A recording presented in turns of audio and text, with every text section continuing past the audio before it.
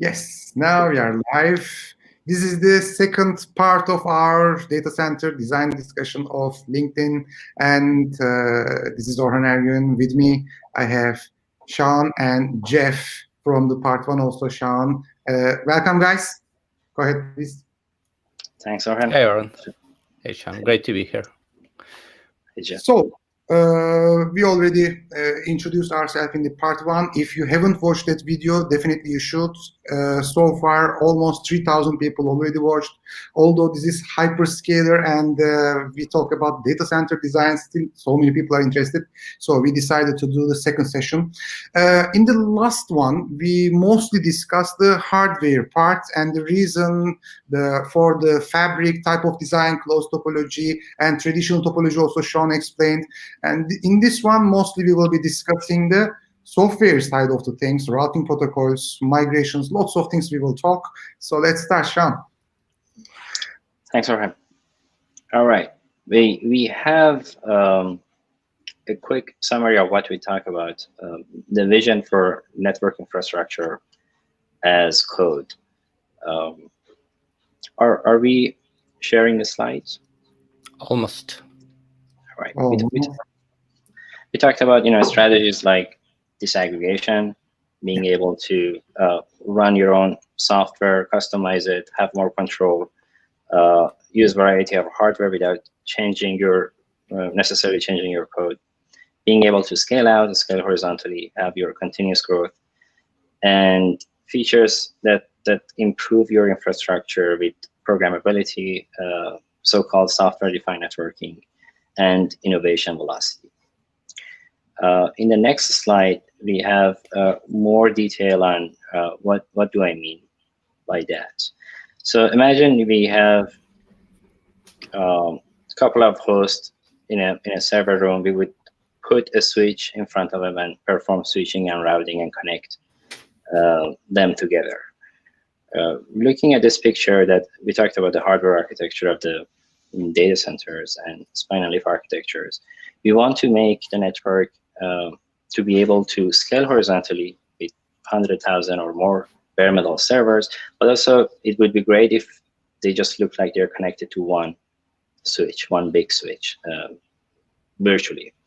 So in this architecture, we have top of rack switches that are the first hop connecting to the server. They may look like as line cards of a big chassis switch, and then tier 2, tier 3, or spine and leaf connectivity acts as the internal backplane of that virtual chassis. The design is based on disaggregation, so you have merchant silicon, you have your choice what kind of silicon you want to run at what layer, and in our case, we're using the open source Linux Sonic operating system on the switches. Control plane is what talks between internally in the virtual switch between the line cards to the backplane. BGP perform that function. As we grow and add more pods, we can add more switches to the backplane so that we can handle more bandwidth, improve the oversubscription. You might have some goals that generally are you want good throughput in your data center. In order to improve the bandwidth, you want lower oversubscription, how much bandwidth comes in and how much you can push out, especially during congestions. And you want latency to be as minimum. More importantly, to be fixed, not variable, and be deterministic. So one of the good things about the spine and leaf is that you can always know that it's going to take 5-stage or 7-stage or 9-stage of lookup from one point to another in a deterministic fashion, and each stage adds some latency and lookup on pipeline to the packet. Move services to edge, so we remove all the middle boxes like firewalls, load balancers between two end hosts. We move them to the edge, which is x86 or FPGAs or hardware accelerated stuff that are connected or attached to the servers to be able to handle that. And as we discussed last time, we don't use any big chassis architecture. Everything is pizza box, simple, and we use exactly the same SKU in terms of hardware, so that we can change or reuse those switches in different part of network. If you want to change anything, you only change the configuration or the code and the device. So having no middle box, it gives you the visibility of end-to-end TCP sessions, easier troubleshooting, and also moving stuff around using the software-defined network than the physical appliance. Okay. So do we want to summarize points here? And I mean, this slide is pretty much fundamental to everything we do in hyperscale data center, and in general in leaf-spine networks, right? Yeah. So yeah, ability to scale out rather than scaling up. If we want to add more bandwidth, we just add more spines or super spines and connect them throughout more links. If we want to introduce new functionality, we just bring new pod in that is connected to common infrastructure, and you could use anything you like within the pod, another routing protocol, as long as you keep your NNI the same. So for example, EBGP. You don't do any services in the fabric. Everything is connected to most bottom part, to leaves. No middle boxes in between, no ACLs, no any additional functionality. A role of spine, super spine, super spine is to provide fast IP connectivity. Yeah, correct. So actually, it is important that service on top of fabric we are not, but at the edge we have. And when we need to introduce, let's say we want to test Rift routing in FAT3s. For that, we are deploying new pod and doing all the experiments, etc. there. What you are saying. These are this is very important slides actually. Correct. Okay. Shall we move to the next slide? Let's do that. We have a quick slide on what do I mean by software-defined network. It has definitely different meaning and utility depending on the case. But it's a combination of different approaches that we moved our investment to code and software engineering than traditional networking and box-based connectivity.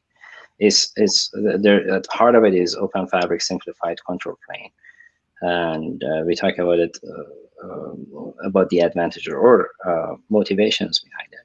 Telemetry and visibility, and we talk about Argos product that we built in LinkedIn for fault isolation and detection, and self-healing capabilities. Moving to more detail to next slide, we have well, the basic brick of the system that we're creating in order to manage the entire system, and you want the entire system to look like one, and you manage it centrally, and you need to come up with how you want to interact with each component, like getting instructions in, such as configuring, and getting data out, such as telemetry and visibility. So a good way to start is standard data models. Yang, OpenConfig are certainly a good place to start. Since we are running the switch software on Linux, we thought about simplifying as much as possible. As the saying, simplicity is the ultimate sophistication.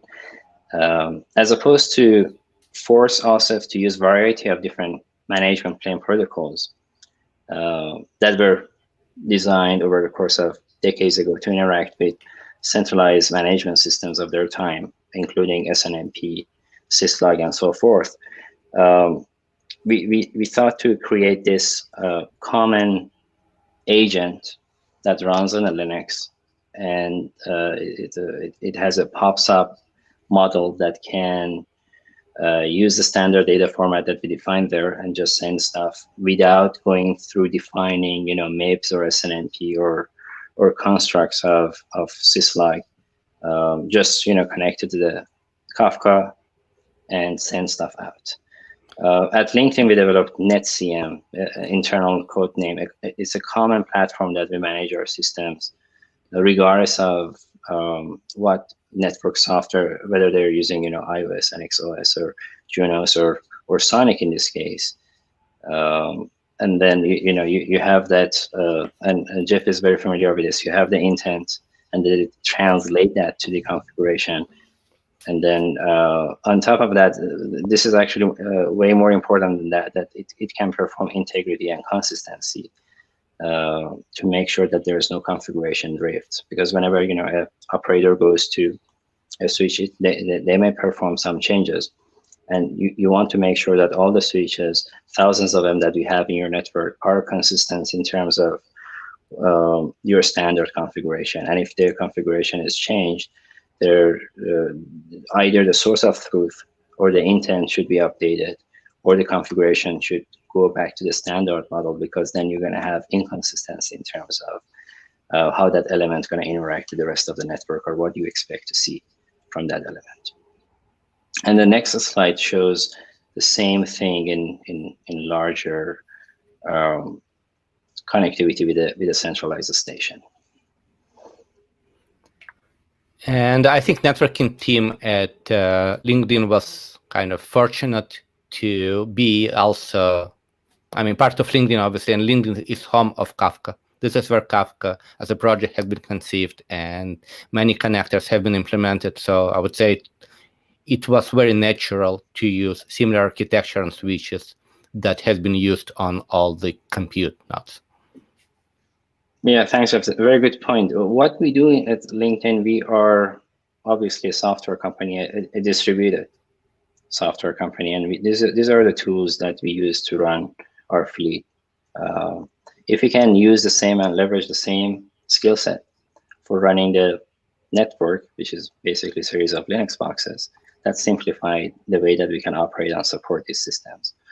And also we can, bring the servers and bare metal Linux events to the events, and have more enrichment in terms of what's happening in the network. The data is sent from all of these elements instead of collectors that could be centralized or distributed to process, depending on how many devices you have per data center and how many you want to send to collector, and what interval push method, pull method you want to stream some of them. But collector have usually their own translation layer to convert patterns or things like syslog, which is string, to more contextual and meaningful data that you can, for example, send to time series database and count the frequencies of individual related events, or perform data science on the relationship between system message versus network incidents and events at larger scale.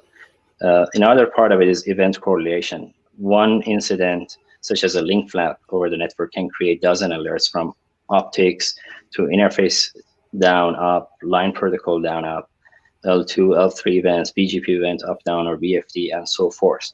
So obviously, it is better to get one alert on PagerDuty for this than 20 separate alerts that come with different timestamp from two end of the link that observe this link flap. So reduce, and this is the operational aspect, reduce the alert noise. Automate as possible as you can. Try to remediate it if needed, but create actionable alerts rather than informational one for on-call personnel. And don't bombard them with too much information that they cannot necessarily take action.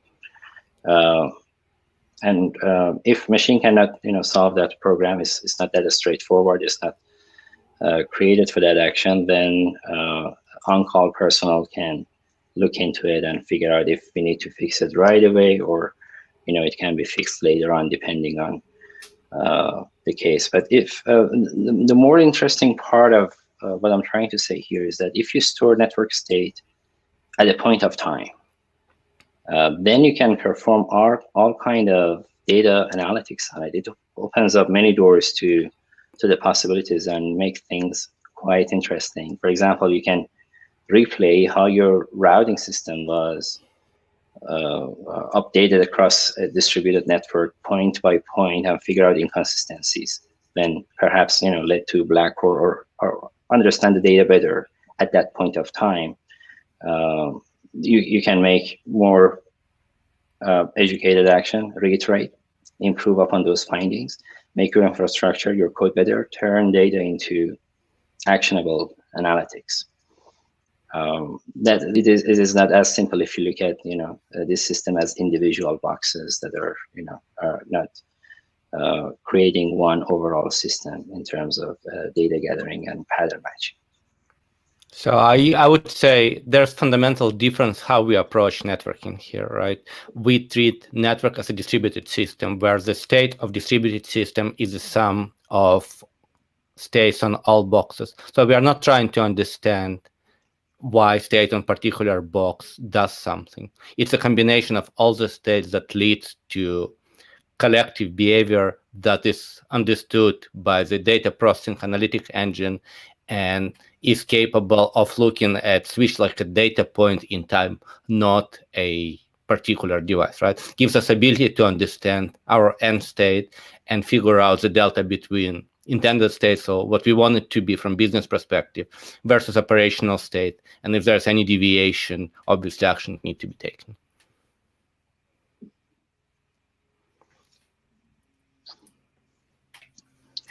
All right, moving on. We talked about how this fabric is created in terms of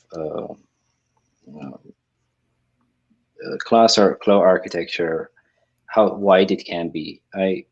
We're moving on to the network monitoring piece as part of the software defined that I talked about. I quite often say this: the philosophy of network monitoring is to quickly identify if the network is the problem or the application. In other words, to figure out if the problem, earlier when I joined LinkedIn, it was back in 2012, we had several outages. We were going through the limits of that system that we had at that time. We were growing super fast. Members were subscribing every second. Not only we needed to scale our infrastructure, but also we needed to scale our operation and operational practices, like how to deal with incidents and outages, how to learn from them, do postmortem. Very first days of my work, I got pulled into something that we call it as war room. It's a big conference room filled with engineers from different disciplines, from different services, working on the same problem, diagnosing what went wrong, was it how to recreate that problem and how to fix that going forward. So when a major GCN as such happens, we had an outstanding SRE, or Site Reliability Engineer Manager at that time, that he turned to me when I introduced myself. He said, if it's not a network issue, then prove it, rule yourself out. And this is not usually easy. You get into all of the GCNs when application is struggling, and network is always the suspect, which is understandable. But it's very important for your network monitoring system to be designed, which is definitely a combination of many different tools and approaches at different layers, to quickly identify if the network is the problem or not. And that was the intent behind Argos. We wrote Argos internally for in a couple of quarters. It took many disciplines, including Kafka and a distributed system, to understand how we want to detect a problem in our fabric and how we want to isolate that problem. As you can imagine, there are so many thousands, maybe 128,000 or more number of links that are creating connectivity inside the fabric. When you have two applications and look at host A to host B is having problem, they may take multiple ECMPs from the first tier to second, and then multiple ECMP to the third, which is random based on specific things, including the hash, source, IP, and destination, and port, and so forth.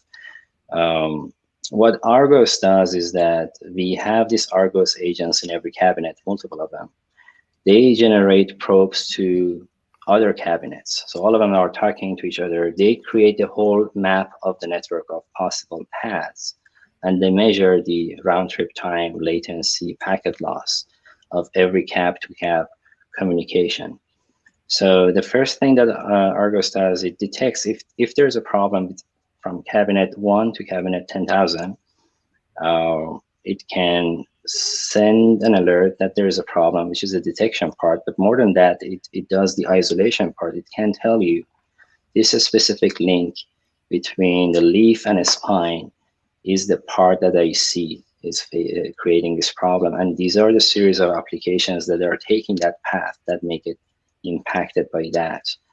And simply by that, you can create a remediation and self-healing that we talk about it later on, that out of like 256 ECMP path, the script can go there and disable that faulty one, and then we're down to 254, for example, or whatever the number is. But Sean, saying Argos fault detection or failure detection, I think it's not correct. It is doing much more than that. Because, okay, then it's like a BFT, like we are expecting the failure detection, fault detection, but this one telling you the which paths and then which application is using those affected ones and warning that and isolating them. So much more, but at the moment the audience should understand that, not just failure detection is doing much more than that. This open source or what's this? We are working with Linux Foundation to open source this. There are certain things that we need to comply with, but it's a work in progress. Hopefully, we open source it as soon as possible. So, many of my peers in different companies are asking for such a tool. I know that Microsoft published a paper on ping mesh. And something similar was also published by, not sure if it was open source, but was definitely discussed as black box monitoring by Facebook as NetNord, if I'm not mistaken. Yeah, so if you look at any large network, they use similar techniques. Some use particular IP blocks to figure out, they encode part of context within IP address of the block. So, I mean, there's plenty of implementation of very similar technologies across all large data centers. Absolutely. And running these probes from the noise point of view, is it not too chatty? And what about the bandwidth usage? Can you talk about a little bit about that? Yeah, that was, so we had a long journey polishing this product. One of the things that we do, we go to code reviews. And one of the concerns that came across was, how much of performance of a system we're going to allocate for monitoring aspect, because you want to associate the majority of the compute and network that you have to run the application and serve the member more than anything else. There are features in Linux kernel that we're using, like C groups, that you can isolate resources to 2% or 3% of available resources that you have, so that they don't consume everything that you have on a box. Yeah, by the way, Russ just joined us. Welcome, Russ. Hey, guys. Hey, Russ. Hopefully this is all working. Testing 1, 2, 3. Yep. I don't know. Yep, we can hear you. I cannot see you because I'm presenting the slides, but mentally. Well, you don't want to see me anyway. It's good. It's all good. Yeah, so to summarize on this slide, and as Oren alluded, it's not just fault detection. You detect the fault. You also need to figure out whether it's a symptom or root cause. So if BFD session went down, it's because L3 on your neighbor stopped working, or maybe just because link went down, or maybe it's just the BFD process that crashed. So the most important part is figure out what the actual problem is. So what you see could be the problem itself or just a symptom of a problem. So having this great system that provides more context, that is timing aware. So you've got time series database, and we can help you to figure out whether what you observe is just a symptom of another problem or it's the problem itself. Absolutely. And on the next slide, we have the fault isolation part that I was talking about previously on the Argos side. Russ was a contributor to this project as well when we were doing it in 2017-18, if I'm not mistaken. On the fault isolation part, we have 4 hosts per cabinet that they are sending different TCP or UDP based on different source and destination ports, so that if you have, for example, 128 ways of getting there, we create enough entropy in the system so that we can utilize all the possible paths. And the system is in charge of making sure that we have enough ECMP coverage across the board. Someone is typing really loudly. Please go on mute. It is Russ. I just muted, and now. Yeah, I cannot type that fast.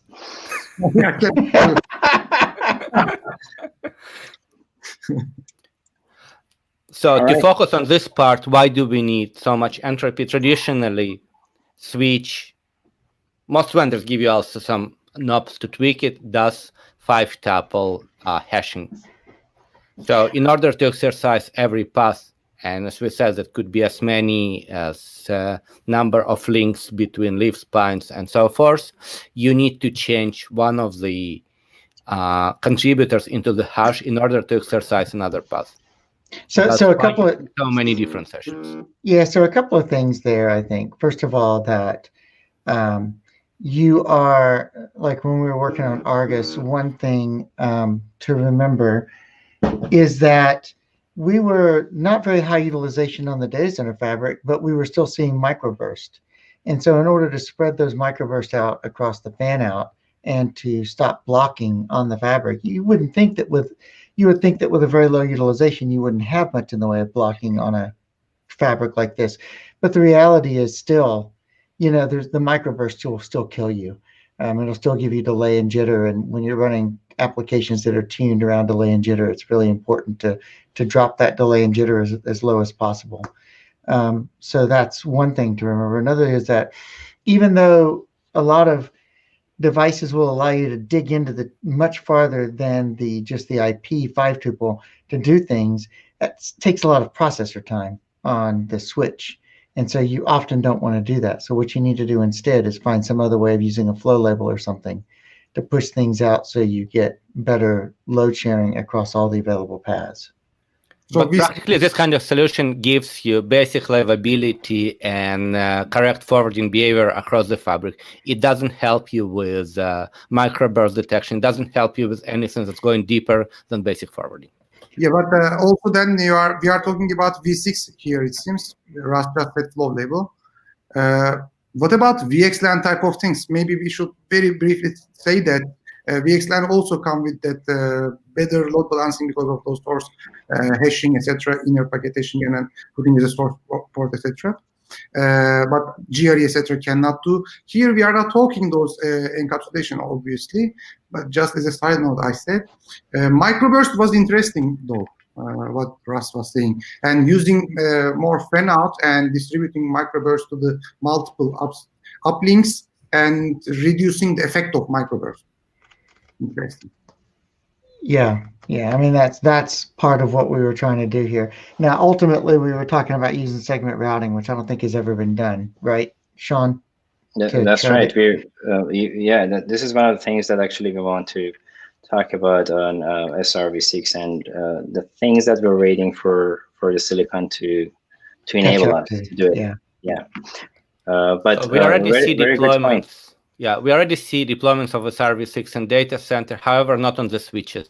So the switching fabric in this case uses pure IPv6 transport. All SRv6 encodings are happening on the servers. Yeah, Line in Japan is a very good example here. SoftBank, etc. Exactly. Line in Japan. So SoftBank is completely different company. Let's not go in there.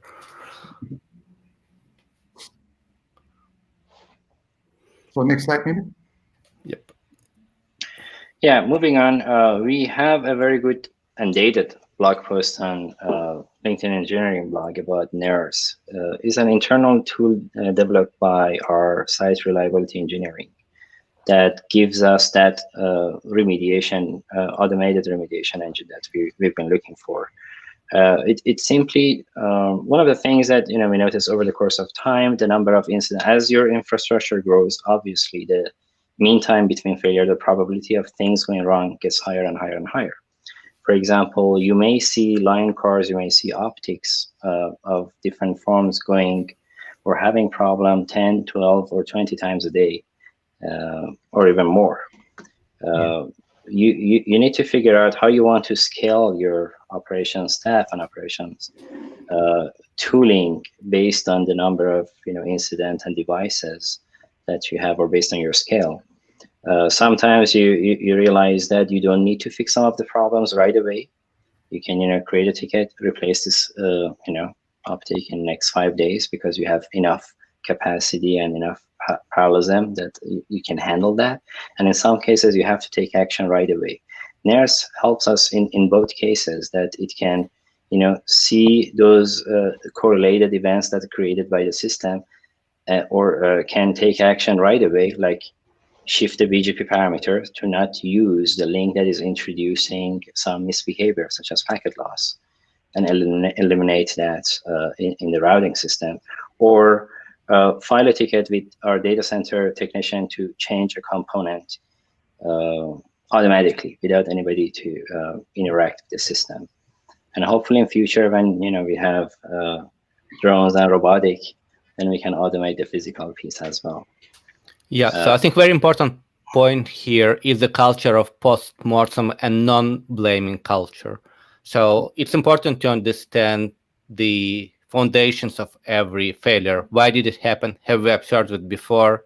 What is the frequency? So if you look, at least Google published part of the post-mortem process in SRE handbook. Facebook has a number of presentations. It's very important to have process in place that documents every failure observed. So you can automate remediation. It happens next time, you do it automatically. If it's new one, you start the process again.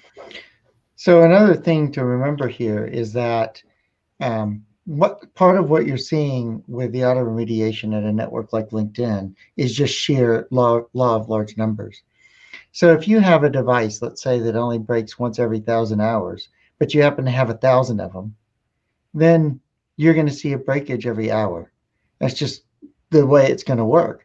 And so when you get into networks at this scale, you get a lot more failures just because you have a lot more devices, optics and whatever it happens to be. So you might take something that has an MTBF of several years and think, oh, well, that's really cool. I got an MTBF of several years. Awesome. But now if you have 10,000 of those devices, you're still going to see a failure every day, every 6 hours, every whatever hours it is. You do the math. But this is something you don't normally see. But as you get into larger scale networks, you tend to run into this. Old style service providers, even modern service providers, still have this with transit networks, right? They have 10,000 devices in their transit network. They see these kinds of problems. And it brings another interesting point. If you see a device that breaks down every 7 days, you don't care because the delta is large. If you see 10,000 devices that break every 5 minutes, suddenly you might get networks that is constantly unstable because of constant churn caused by failure of devices, by replacement practices, by updating and patching. So when you do things at scale, you really need to understand the frequency relationship between failures.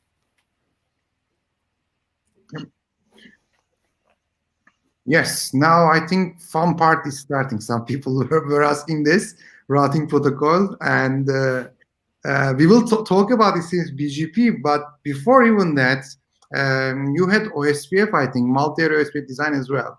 So, Sean, maybe you can start from those days. Yeah, that's definitely close to 8 years ago. That one thing that we did was we moved from L2 network to L3, because the traditional networks were you had a server which has dual home connectivity, 2 NICs connected to 2 separate top of rack switches for redundancy, and then you have chassis switch as aggregation layer, and then you have a core switch or multiple core switches as you go up. And the number of interfaces and bandwidth was limited depending on what line card and technology you use. And you have to constantly upgrade these devices for the next generation, their backplane, their REs, and so forth. But moved from L2 to L3. L2 was free when you buy a switch. Everybody, supports spanning 3 or L2 technologies at that time. When you wanted to go to L3, you had to pay for licenses for things like BGP, which was quite expensive actually. At this time, it was like $1,000 per switch. When you have so many switches, it adds to that. Our first generation, we decided to actually use not pay that license and use OSPF, which was free on 49/48 of the time. And the network was quite simple. We had these different cages in data centers. They were connected to a central series of centralized routers, and we created this backbone or area 0 of OSPF there. That you have so many links you can exchange LSAs, and then go ahead, Orhan. Was it also close-based topology, you mean? Or? No, it was something that we called it a two-post topology, which you had a series of access switches, all of them dual-homed to 2 chassis switches. And the next generation, we moved from 1+1 redundancy. In most cases, actually, those chassis switches were active standby using HSRP or different first hop redundancy protocol. So in other words, classical enterprise design. Exactly. This 2017. is part 1 of our discussion, slide number 1. I think we talked about that. Yeah. And then, as you move on, you want N+1. You don't want one device goes down and you lose 50% of your capacity, especially on chassis switches. You have much larger blast radius. And then you deploy at least 4 of them, or 8 of them, or 16 of them, depending on how wide you want to go. OSPF was good for that purpose. I called the design robust, scalable OSPF design or something as such. I don't recall that document that we wrote, but when Russ joined, it was his first joke that how can you use robust and OSPF in the same sentence? That control plane worked actually perfectly. We never had any problem with it for about 18 months. Then we moved to BGP for different reasons. Just a second, because you moved very fast. Now, OSPF, was it just backbone flat design, or did you use also at some point from flat design to multi-array hierarchical OSPF design?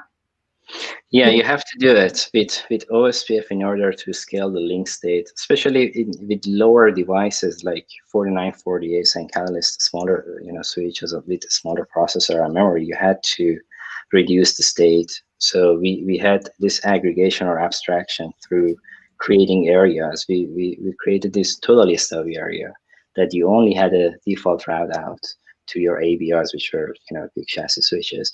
And they didn't need to know if anything is happening in the other cage connected to the other chassis switches. So that state was unnecessary, and you had only 2 ABRs to go out, 2 default route, path A, path B, and we were good. The backbone area was you don't have optimal routing problem anyway, but you don't also consume memory and CPU because just default route. So, okay. After that, you move to BGP. What type of BGP? We will talk, I think, about this now. Well, our BGP design went to several iterations. The BGP was something that we were skeptical at first. Microsoft introduced this in several conferences. At that time, we could sign a very good contract with our vendors to get BGP for free on the switches because we were not running our own software. We were using vendor software. Hence, we started, playing with BGP. Our first design was using route reflectors. So we had this, autonomous system inside a pod. And then all the pods share the same AS number, and the next tier, which is in this picture, different colors, they have that, they act as route reflector, sending stuff through IBGP in, and then have EBGP to the tier above. That worked pretty well to some extent, and then we started seeing convergence time got higher and higher because every fabric switch on top had its own AS number. And there are so many ECMP groups that you can push to the silicon. So if you have so many different AS numbers, you're going to send, you're limited, for example, on certain chipset to 128 or 100 something number of ECMP groups. You don't want that many different AS paths to be considered as best path at the same time. And then you use all of BGP hacks, including consider AS path to be best if number of AS numbers are equal regardless of their consistency in the AS path, or allow some AS in to come back. There are so many weird non-standard BGP way of doing it that BGP actually supports, but also there are things that can easily go wrong. It's like driving a Ferrari when you don't really know how to drive. You can easily crash it. So separate note, there is a informational draft and routing working group talking about applicability of ECMP to BGP. It describes pretty much all caveats, use cases, what you shouldn't be doing. Take a look. It's ECMP in BGP network in routing working group. Also, another note that Sean mentioned about the Microsoft, they published those, I think at that time, RFC 7938, another information RFC, using EBGP in this hyperscalers. Yeah. Which is one of the best documents to help you to understand how to deploy BGP in underlay and using BGP's only routing protocol. So indeed, it uses EBGP as underlay, and it doesn't describe any overlay on top. And probably great discussion for another podcast, how you should build overlay on top of underlay EBGP. And what we have on this slide is not necessarily the evolution of control plane in LinkedIn, but the ideal situation with BGP, if I call it ideal, is as such that you have EBGP, you can have ASN per box or per tier, whether to say, and then since we're running the network dual stack for both V4 and V6, we would rather use one control plane session, which is V6, that can carry both IPv4 NLRI and IPv6 NLRI across. It would be really good if you could use unnumbered interfaces to just reduce the complexity of how things going to look like. It's just a matter of you're going to give up on trace route and some other options or some advantages that maybe multiple addresses can bring. You have to disable the AS path relax or enable it in this case, so that use different AS numbers across the board into ECMP. Very fast, let me explain this one actually. When the EBGP, when you want to do multipathing, two rules actually needed. One, number of ASs in the path has to be same. Second, even AS numbers in the path has to be the same. With this multipath relax, if the AS number is not same, so still you can do multipathing. And since they are using EBGP at the top tier, they need to do this. Yeah, so if you look at any data center with EBGP design today, multipath relax, some vendors use different nomenclature, is mandatory because you want to utilize ECMP. So I think let's spend a minute going through features utilizing this fabric. So separate ASN per box, I think clarification is needed. Separate ASN was used on every leaf. Same ASN was used on every spine in the pod to avoid path hunting. And same ASN was used in superspine layer, again, to avoid path hunting at higher level. RFC 5549 gives us ability to send V4 prefix with IPv6 next hop. So you can just do V6 in the core and then V4 and V6 at the edges, which simplifies design significantly. By the way, Jeff said path hunting, it is for convergence. In the beginning, when Sean said convergence was increasing convergence time, due to path hunting actually. Okay. Yeah, great explanation, Jeff. Maybe I should What about user explanation going forward for that slide? There was the Anycast sweep. Can you talk about that in the previous slide? Sure. We have several, use cases. One of them, for example, is Hadoop or grid compute, or we have some services, including our infrastructure services that run over UDP, for example. That you have many choices. You can put them behind the load balancer. So load balancer advertise that address, and things go to the load balancer, and load balancer send it to the real host. Or you can create a loopback interface, run Baird or Quagga or BGP on the Linux, and advertise those to your top-of-rack switch. And top-of-rack switch sees the same prefix, advertises the same prefix, because this is Anycast. This is valid for unicast as well. For example, in our case of grid, if you want to move one function from one bare metal server to another one without utilizing virtualization, you can bring the same address on different part of the network on a loopback interface and advertise it to the network. So all the traffic to that specific address goes to the new location. So you can advertise services. You can bring some basic form of IP function mobility because it's a BGP fabric, so you can easily do that. Slide 32 for v4/128 for v6. If you advertise the same prefix from multiple places, then it becomes Anycast. The good thing is that because this topology is very symmetrical, your traffic to that address can go to the closest.